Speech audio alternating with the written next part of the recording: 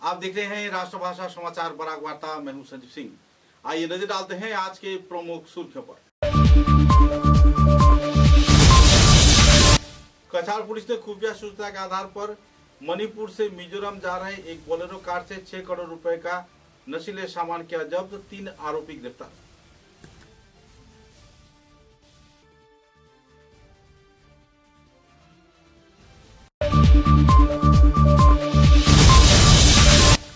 पथारघंटी के विधायक कृष्णदेव पाल के हाथों पथारघंटी परमानंद विद्या मंदिर के अतिरिक्त श्रेणी कक्षा किया गया उद्घाटन। शिक्षा के क्षेत्र में लाभान्वित होंगे छात्र छात्रा। 10 लाख रुपए के दिया गया आर्थिक अनुदान।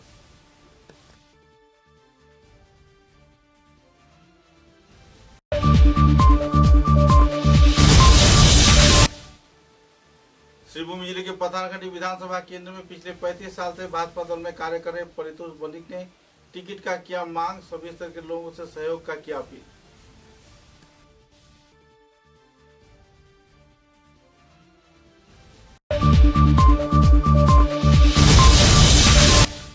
भारतीय हॉकी के 7 वर्ष पूर्ति के अवसर पर देश भर में चल रही है हॉकी का प्रदर्शनी मैच। श्रीभूमि जिले में आयोजित हुआ प्रदर्शनी मैच। आयोजक रहा करीमगंज हॉकी एसोसिएशन।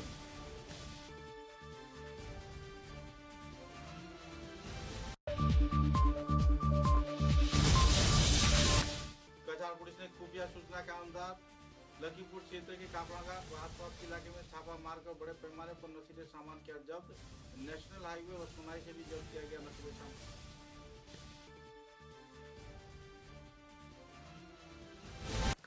नजर डालते हैं आज के विस्तारित समाचारों पर। 7 नवंबर 2025 को मणिपुर से मिजोरम की ओर आ रहे सिलचर की ओर एक सफेद रंग के बोलेरो पिकअप वाहन से कछार पुलिस ने खुफिया सूचना के आधार पर 6 करोड़ रुपए के ड्रग्स जब्त किया है। AS11 EC 7130 नंबर के इस बोलेरो कार में संदिग्ध NDPS नशे के सामान रखा हुआ था। सूचना मिलने पर कछार पुलिस धोलाई थाना क्षेत्र से अंतर्गत लैलापुर पुलिस चौकी के सामने NH 306 एक विशेष अभियान चलाया गया। इस अभियान के तहत तलाशी के तहत 94 प्लास्टिक साबुन के डिब्बों में भरी संदिग्ध हीरोइन बरामद की गई। कुल वजन 1178.15 ग्राम बताया गया। मादक पदार्थ जांच किए जाने के बाद इसे हीरोइन पाई गई। 3 मोबाइल से जब्त किया गया। बोलेरो पिकअप वाहन पंजीकरण संख्या AS11 EC दिनांक 7 नवंबर 2025 थाना क्षेत्र धोलाई। इस अभियान के कछार पुलिस को एक खबर प्राप्त हुआ गुप्त सूत्रों के दौरान जे मोबाइल हैंडसेट कोई एक ड्रग व्यापारी या ड्रग तस्कर जिसे कहें वो एक ड्रग का कंसाइनमेंट लेके सिलचर की तरफ आ रहा है। ये खबर मिलते ही माननीय SSP कछार सर के निर्देशन में एक टीम का गठन किया गया और एक स्पेशल अभियान चलाया गया। इसके दौरान हमने एक गाड़ी को हिरासत में लिया। वो गाड़ी का नंबर है बोलेरो पिकअप गाड़ी थी। इसका नंबर है AS11 EC 7130 जिसके अंदर 3 व्यक्ति सवार थे। और जब इस गाड़ी का पूरी तलाशी की गई तो उसके अंदर 94 प्लास्टिक के सूटकेस 94 नंबर ऑफ सूटकेसेस हमें मिले जिसके अंदर सस्पेक्टेड हीरोइन मिला और इस हीरोइन का क्वांटिटी निकला 1.2 kg जिसका काला बाजार में कीमत लगभग 6 करोड़ के आसपास है। उनके साथ हमें कुछ मोबाइल जब्त हुए और अभी उन लोगों को हिरासत में ले लिया गया है और केस रजिस्टर्ड हुआ है NDPS एक्ट के अंतर्गत। धोलाई PS केस नंबर है 137 under section 21C 25 and 29 of NDPS act और आगे की कार्रवाई जारी कर दी गई है और उन लोग को अभी पुलिस रिमांड में लाया गया है फर्दर पूछताछ के लिए।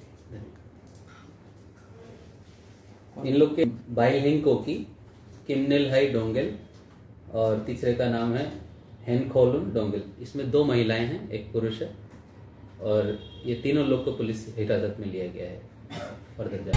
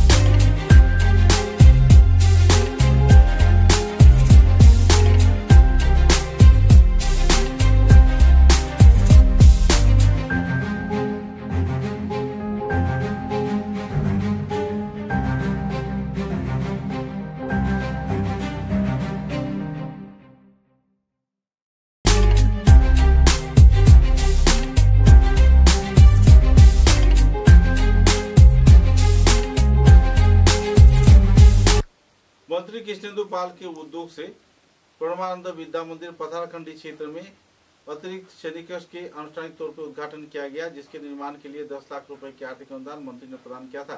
साथ ही शिक्षा के विकास के क्षेत्र में तथा स्कूल के सार्वजनिक विकास के लिए अहम कदम उठाते हुए परमानंद विद्या मंदिर को और भी उन्नयन शिक्षा स्थल बनाए जाने के लक्ष्य में 15 लाख रुपए और भी प्रदान किए जाने का उन्होंने घोषणा किया। गौरतलब है कि सुचारू रूप से जैसे कारीगरी तौर पर स्कूल प्रतिष्ठित हो पाए, इस क्षेत्र में 15 बीघा जमीन भी प्रदान किए जाने का इस दिन घोषणा किया गया। मंत्री कृष्णेंदु पाल के ओर से 15 बीघा जमीन व 15 लाख रुपए स्कूल के विकास के लिए प्रदान किए जाने पर लोगों में खुशी की माहौल देखने को मिली। कार्यक्रम में संगठन के प्रमुख कार्यकर्ता साधनानंद जी महाराज व दूसरे वरिष्ठ हस्तीगण भी मौजूद रहे। पथारखंडी शाखा तथा परमानंद विद्या मंदिर पक्ष থেকে আমরা আজকে কমিটির সবাই এখানে জড়ো হয়েছি যে আমাদের মন্ত্রী মহোদয়ের বিশেষ কৃতজ্ঞতা প্রকাশ করা লাগিয়া যে উনি কালকে আমরা এখানে আইসেন আইয়া আমরা আর টাইম গত যে সেশন আছিল এই সেশনে টাইম ফাইন্যান্সিয়াল ইয়ারে 10 লক্ষ টাকা একটা অনুদান 20 লাখ বিল্ডিং বানানোর লাগিয়া হ্যাঁ যে এটা আমরা কমপ্লিট হওয়ার পরে বিধায়ককে আমরা নিমন্ত্রণ জানাইছি যে তাই নিয়ে এটা উদ্বোধন কালকে এই উদ্বোধন করতেই করার পরে তাই আরও 15 লক্ষ টাকা তাই কালকে আমরা দিছেন যে আরেকটা বিল্ডিং করা লাগে যাতে বাচ্চারা এখানে সুন্দরভাবে ক্লাস করতে পারে, ক্লাসের ডিস্টার্ব যাতে না হয়। তারপরে আরেকটা খুশির খবর হইল তাই আমরা 13 বিঘা জমি দান দিছেন স্কুলের কারণে যে স্কুলটা আরও বড় করিয়া যাতে সুন্দরভাবে স্কুলটা পাঠানো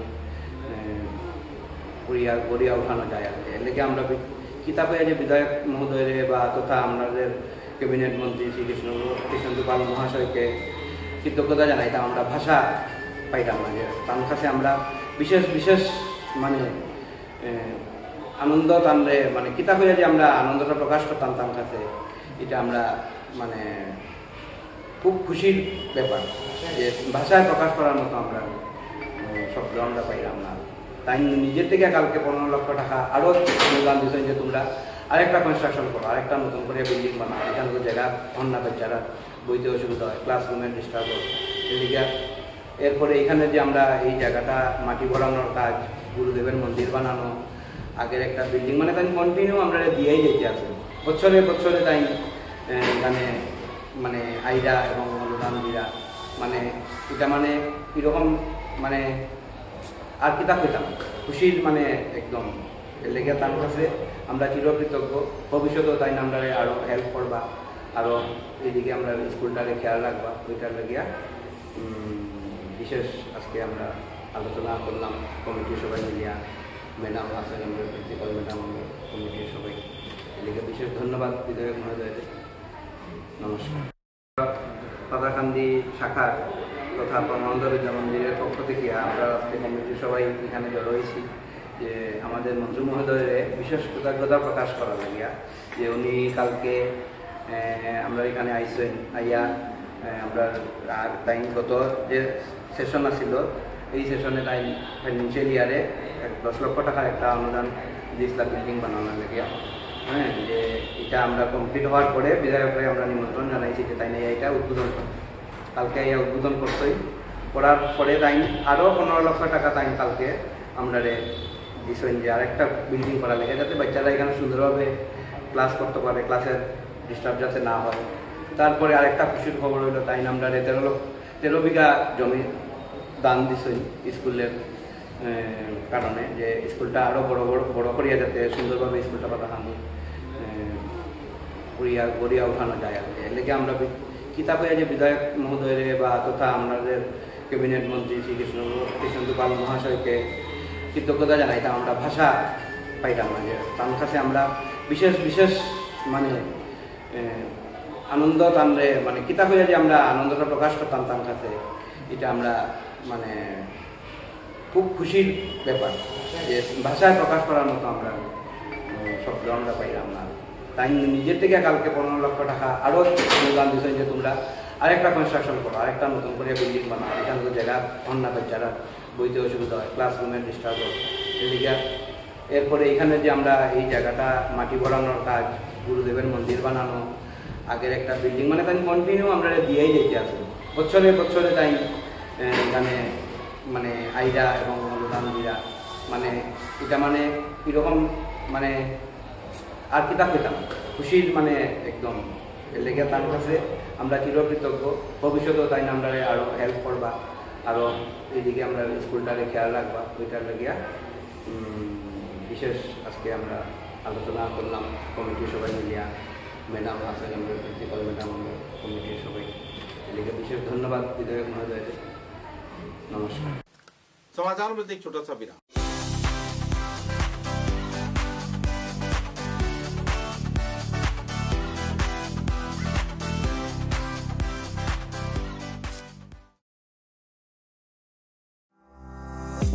চা এর জগতে এক অনবদ্য নাম রোজকান্দি চা। স্বাদে গন্ধে ভরপুর তরতাজা রোজকান্দি চা গ্রাহকদের জন্য নিয়ে এলো 1 কিলোগ্রাম, 500 গ্রাম, 200 গ্রাম, 100 গ্রাম, 50 গ্রাম, 25 গ্রামের রোজকান্দি চায়ের মন মাতানো প্যাকেট। এছাড়াও গ্রাহকদের জন্য রয়েছে রোজকান্দি ইয়েলো টি, রোজকান্দি অর্থোডক্স টি, রোজকান্দি হোয়াইট টি, রোজকান্দি গ্রিন টি। গ্রাহকদের চাহিদার প্রতি দৃষ্টি রেখে রোজকান্দি চা কম থেকে কম খরচে সকল স্তরের নাগরিকদের জন্য বাজারজাত করা হয়েছে বিভিন্ন সাইজের প্যাকেটে। Authorised dealer Rajesh trading, Premtala, Silchar. তাই তাজা চনমনে তরতাজা চায়ের স্বাদ নিতে হলে আজই কিনুন তরতাজা স্বাদে গন্ধে ভরপুর রোজকান্দি চা, তৃপ্তির আরেক নাম।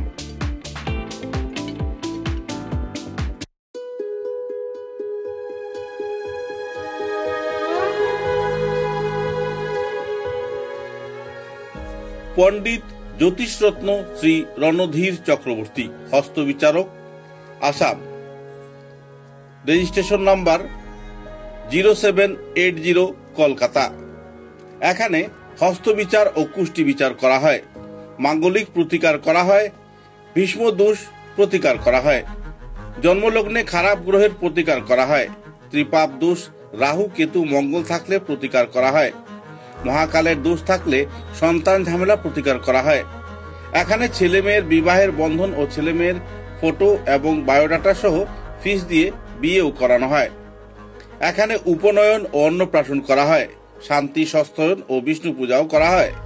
হস্তবিচারের সময় সকাল 7 ঘটিকা থেকে 9 ঘটিকা পর্যন্ত, বিকাল 4 ঘটিকা থেকে সন্ধ্যা 6 ঘটিকা পর্যন্ত।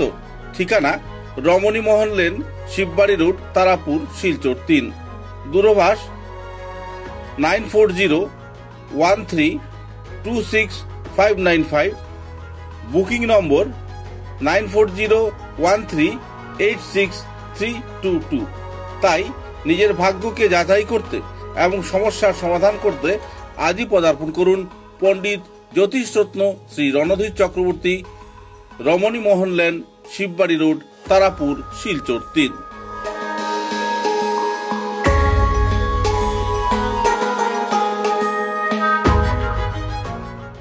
समाचारों के अगले चरण में विधानसभा चुनाव 2026 में असम विधानसभा चुनाव के तहत पथारकंडी से भाजपा टिकट के पद पर परितोष बनिक मांग कर रहे हैं। परितोष बनिक और परी पिछले 35 साल से भारतीय जनता पार्टी में गहराई से जुड़े हुए हैं, लेकिन टिकट की मांग करते आ रहे हैं। इस बार उनका कहना है कि अगर उन्हें टिकट मिलता है तो आम जनता उनके साथ है। इस संदर्भ में एक पत्रकार सम्मेलन के जरिए उन्होंने कई पहलुओं पर आलोकपात किया और भाजपा दल के उच्च स्तरीय कार्यकर्ताओं से इस बार के विधानसभा चुनाव में यानी 2026 साल के विधानसभा चुनाव में पथारकंडी विधानसभा केंद्र से भाजपा दल की ओर से उन्हें टिकट प्रदान किए जाने के लिए मांग भी रखा।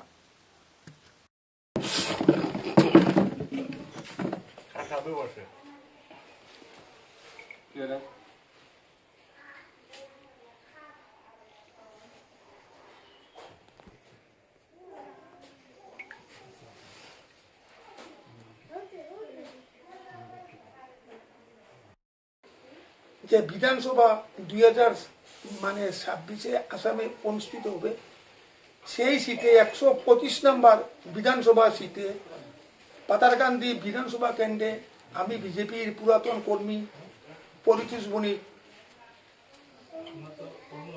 প্রার্থীর জন্য আবেদন করছি। বিগত প্রায় 1986 সাল থেকে আমি বিএসপির সঙ্গে ওতপ্রোত জড়িত ছিলাম। তারপরে প্রথম 1988 সালে আমি প্রথম পাতারকান্দি প্রথম যে যুব মোর্চা কমিটি হয়েছে সেইটাতে আমি যুব মোর্চার জেনারেল সেক্রেটারি ছিলাম। আমার নেতৃত্বে বা আমার মণ্ডলের মানে কর্মকর্তার নেতৃত্বে আমরা 2091-এ প্রথম আমরা আমাদের বিধায়ক শ্রী মধুসূদন তেওয়ারিকে আমরা জয়ী করেছি। তখন আমাদের সংগঠন প্রচুর ভালো ছিল। তারপরে আমরা আমাদের সোনাকিরা মাঠে তৎকালীন মানে বিজেপির বলিষ্ঠ নেতা লালকৃষ্ণ আদবানিকে আমরা সোনাকিরা ময়দানে আগমন আয়োজন করেছি। উনি এসে বক্তব্য দিয়েছে, আমরা সেই প্রোগ্রামটা আমরা সুষ্ঠুভাবে সম্পূর্ণ করেছি। তারপরে 1996 সালে আমি বিধানসভার জন্য আবেদন করেছিলাম পার্টির নমিনেশন পাওয়ার জন্য। বড়ই দুর্ভাগ্য, আমাকে দেওয়া হয়নি। তৎকালীন আমারই স্যার শ্রী সৌকেন্দ্রশেখর দত্তকে নমিনেশন দিয়েছে এবং উনি জয়ীও হয়েছে। তারপর আমরা দলের কাজ করেছি। গত ইলেকশনও আমি নমিনেশনের জন্য আবেদন করেছিলাম, বিগত তার আগের ইলেকশনে করেছিলাম, দল আমাকে নমিনেশন দেয়নি।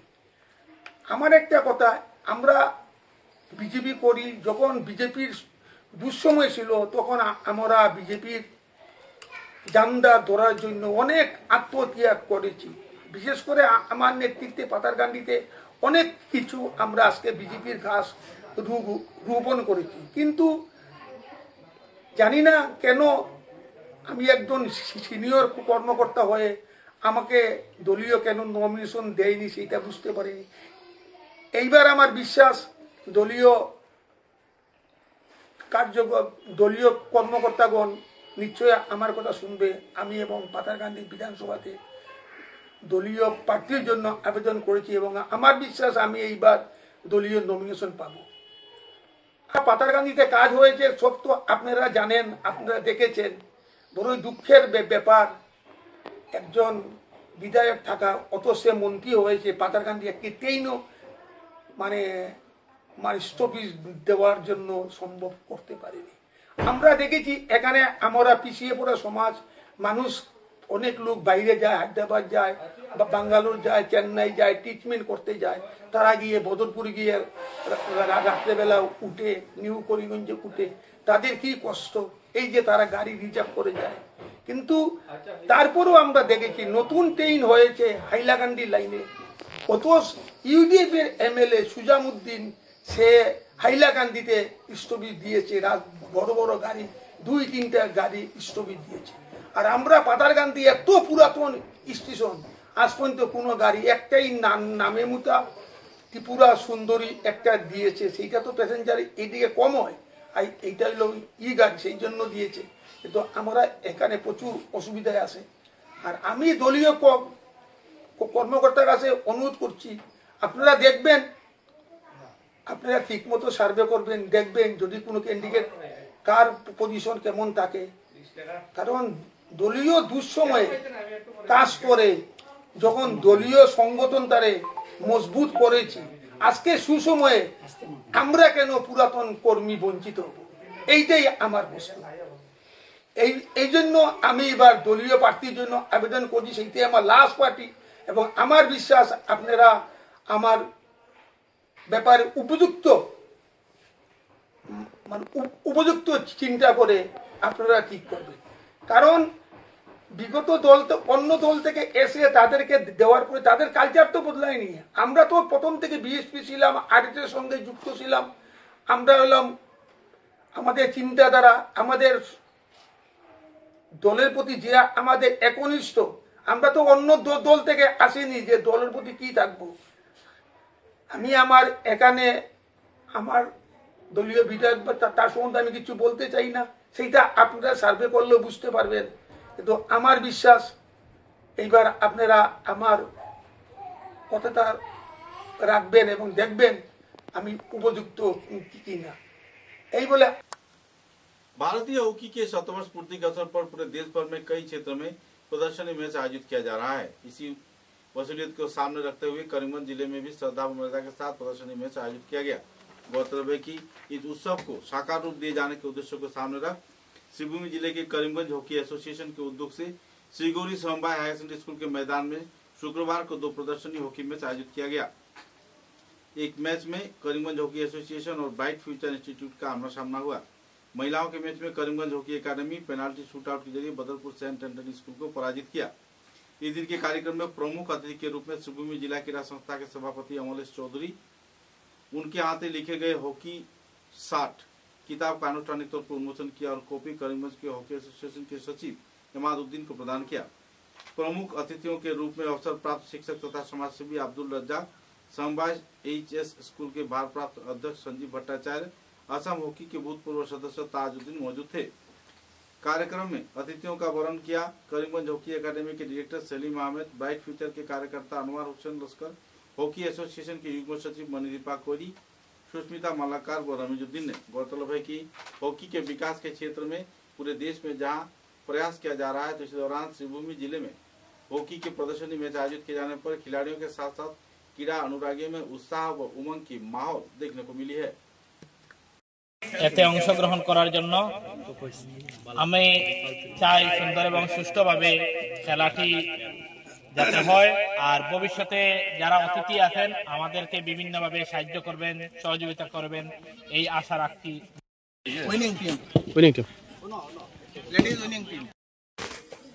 আমরা বলেছিলাম যে করিমগঞ্জ জেলা ক্রীড়া সংস্থায় হকি চালু হবে, কিন্তু দুর্ভাগ্যের বিষয় আমি বলতে জানি যে করিমগঞ্জ জেলা ক্রীড়া সংস্থার বা শিবভূমি জেলা ক্রীড়া সংস্থার কোনো নিজস্ব খেলার মাঠ নেই।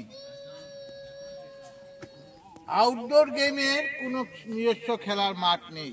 আমাদের একটি মাঠ আছে, সেখানে ইনডোর এবং সুইমিং হয়ে থাকে। সুইমিং এখনো স্টার্ট হয়নি, হবে। আমরা জেলা পরিষদের কাছে অনুরোধ করেছিলাম ওই জায়গায় আমাদের কিছু মাটি আছে যা জলের তলে, ওই জায়গাটা ওরা ফিল আপ করে দেবে বলেছিল, কিন্তু দেওয়ার হয়নি। তাই আমাদের হকি শিবভূমি জেলায় করিমগঞ্জ শহরে কোনো হকি খেলা চালনা হয়নি। আমি আনন্দিত এই জন্য যে বদরপুরের মতো একটি ছোট্ট জায়গায় এই যে অ্যাসোসিয়েশন, তারা যে এই হকি খেলাটি শুরু করেছে, তাদেরকে আমি আমার মন থেকে প্রাণ থেকে ওদেরকে ধন্যবাদ জানাচ্ছি। আপনারা চালিয়ে যান। তবে সব থেকে বড় কথা, আপনাদের সর্বপ্রথমেই একটি মাঠের প্রয়োজন। এখানে জায়গা আছে, বেশি জায়গা লাগবে না, কারোর নামে একটি মাঠ ডোনেশন নিয়ে নেন। এখানে ক্ষেতের জায়গা আছে, আপনারা চেষ্টা করলে এই জায়গায় মাটি ভরাট করে হকি খেলার মাঠ বানিয়ে ফেলতে পারবে। কারণ হকির মাঠ সমান হতে হয়, কারণ বলটি যদি ফুটবলের মতন অবস্থা হয়, ফুটবল গ্রাউন্ডের মতন, তবে খেলতে পারবে না। पिछले कई वर्षों से कछार पुलिस नशे के खिलाफ अहम कार्रवाई करती आ रही है। लखीमपुर जिले के कामरागा इलाके से तथा सोनाई क्षेत्र से सिलचर के नेशनल हाईवे पॉइंट क्षेत्र से बड़े पैमाने पर नशीले सामान जब्त किए जा रहे हैं। खुफिया सूचना के आधार पर छापेमारी के चलते अपराधियों को बामाल समेत गिरफ्तार किया जा रहा है। नशे के व्यापार उत्तर पूर्वांचल में किस तरीके से चल रहा है, इसका चर्चा पूरा आंकड़ा लगाने से देखने को मिल पाएगा। पूरे बराक घाटी में हर महीने अरबों रुपए की नशे की तस्करी हो रही है। पुलिस प्रशासन दांतों में दांत लगाकर पूरी तरह अपने प्रयास कर बड़े पैमाने पर नशे के सामान के साथ तस्करियों को भी गिरफ्तार कर रहा है। अब सवाल ये उठता है कि अगर पूरे बराक घाटी में नशे के व्यापार अरबों में हो रही है, तो बराक घाटी के तीनों जिले में जो भी चेक गेट्स हैं, उनकी भूमिका क्या है। ড্ৰাগছৰ বিৰুদ্ধে কাছাৰ পুলিচে আন এক বৃহৎ সফলতা অৰ্জন কৰিছে। যোৱাকালি আমি দুই জায়গাত আমি ৰেড কৰিছিলোঁ। প্ৰথমে এটা অভিযান চলোৱা হৈছিলে, সেইটো চলোৱা হৈছিলে জয়পুৰ থানাৰ অন্তৰ্গত কামৰাংগা নামৰ ঠাইডোখৰত। তাত এজন লোক গিল হুছেইন লস্কৰ, তেখেতৰ পজিশ্যনৰ পৰা 10টাকৈ চাবোনৰ বাকচ, য'ত 155 গ্ৰাম জনক হিৰোইন তাত কনচিল কৰি লুকুৱাই লৈ আহিছিলে আৰু ইতিমধ্যে তেওঁৰ বিৰুদ্ধে গোচৰ ৰুজু কৰা হৈছে। সমান্তৰালভাৱে আবেলি সময়ত প্ৰায় 7:30 বজাত সোনাবাৰী ঘাট অঞ্চলত আৰু এটা ৰেড কৰা হৈছিলে, য'ত আবিদুল আলিম আৰু জাবিৰ আহমেদ এই দুজন ব্যক্তি ড্ৰাগছ সৰবৰাহকাৰী ব্যক্তি, তেখেতসকলৰ পজিশ্যনৰ পৰা আমি 6টাকৈ চাবোনৰ বাকচ, য'ত 80 গ্ৰামকৈ সন্দেহজনক হিৰোইন তেওঁলোকে লৈ আহিছিলে আৰু আমি এই হিৰোইনৰ লগত 2টাকৈ মোবাইল ফোন জব্দ কৰা হৈছে আৰু ইতিমধ্যে 2টা পৃথক পৃথককৈ গোচৰ ৰুজু কৰা হৈছে আৰু ইয়াৰ তদন্ত আগবঢ়া হৈছে। টোটেল 235 গ্ৰাম হিৰোইন আৰু ইয়াৰ বজাৰ মূল্য প্ৰায় 1,20,00,000 টকামান হ'ব। সেনেকৈ আমি ট্ৰেনজিট পইণ্ট বুলি একো ক'ব নোৱাৰোঁ। এটা জেগাত ট্ৰেনজিট পইণ্ট হোৱা বুলি কোৱাও অনুচিত, কিন্তু আমি তাত বহুত ক্ষেত্ৰত দেখা পাইছিলোঁ যে আমি সেইখিনি অঞ্চলৰ পৰা বহুতবাৰ আমি ড্ৰাগছ আমি ধৰিবলৈ সক্ষম হৈছোঁ। समाचारों के अंत में बराक वार्ता की सुर्खियां एक बार फिर। कछार पुलिस ने खुफिया सूचना के आधार पर मणिपुर से मिजोरम जा रहे एक बोलेरो कार से 6 करोड़ रुपए का नशीले सामान किया जब्त, 3 आरोपी गिरफ्तार।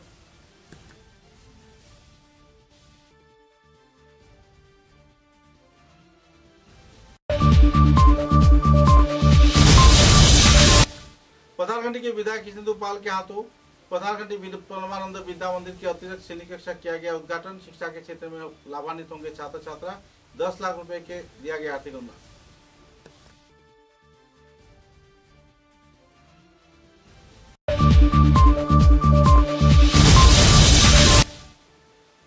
श्रीभूमि जिले के पथारखंडी विधानसभा केंद्र में पिछले 35 साल से भाजपा दल में कार्य कर रहे परितोष बनिक ने टिकट का किया मांग, सभी स्तर के लोगों से सहयोग का किया अपील।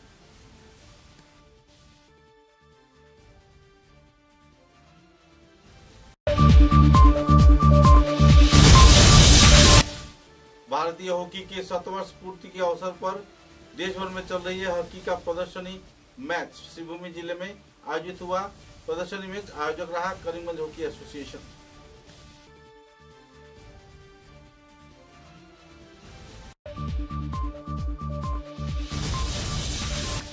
कछार पुलिस ने खुफिया सूचना के अनुसार लखीपुर क्षेत्र के कापड़ागा व आसपास के इलाके में छापा मारकर बड़े पैमाने पर नशीले सामान किया जब्त। नेशनल हाईवे व सोनाई से भी जब्त किया गया नशीले सामान।